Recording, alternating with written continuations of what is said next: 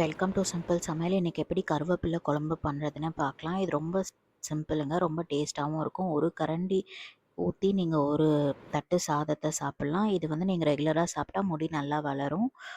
ஒரு பவுலில் ஒரு லெமன் சைஸ்ட் புளியை எடுத்துக்கோங்க. அதில் வந்து ஒரு கிளாஸ் தண்ணி ஊற்றி ஒரு 10 நிமிஷம் ஊற விட்டு நல்லா கரைச்சி எடுத்துக்கோங்க. ஒரு பேனில் 1 டேபிள் ஸ்பூன் எண்ணெய் ஊற்றிக்கோங்க. அது சூடானப்போ ஒரு கையளவு கருவேப்பிலை வந்து சேர்த்துக்கோங்க. அது ஒரு 30 செகண்ட் போல் வதக்கி கொடுங்க.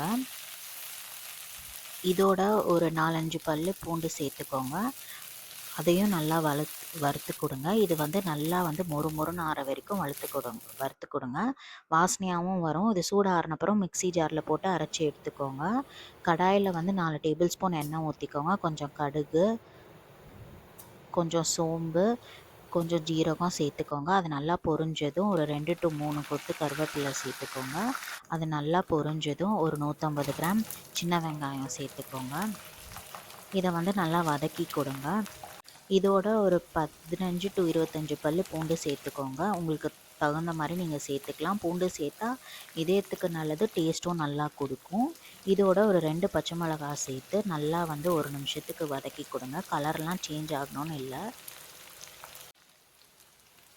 கொஞ்சம் வந்து பெருங்காயத்தூள் சேர்த்து நல்லா கலந்து விடுங்க. இதோட ஒரு தக்காளி சேர்த்துக்கோங்க. தக்காளி சேர்த்துட்டு நல்லா வதக்கி கொடுங்க.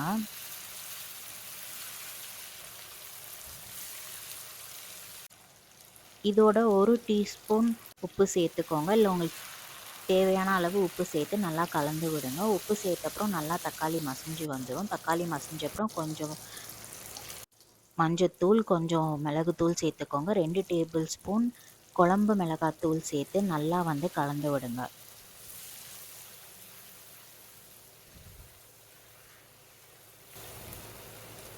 இதோட நம்ம அரைச்சி வச்சுருக்க கருவேப்பிலை மிக்ஸை வந்து சேர்த்துக்கணும். சேர்த்துட்டு நல்லா கலந்து விடுங்க. ரொம்ப கருவேப்பிலை போட்டு பண்ணாதீங்க.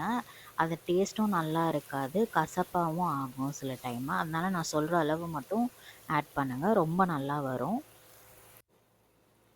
இதுக்கப்புறம் நம்ம கரைச்சி வச்சுருக்க புளி தண்ணியை வந்து இதோட சேர்த்துக்கணும். புளி தண்ணியை சேர்த்துட்டு நல்லா கலந்து விடுங்க.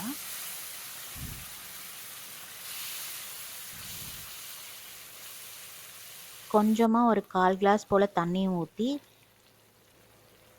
கலந்து விடுங்க.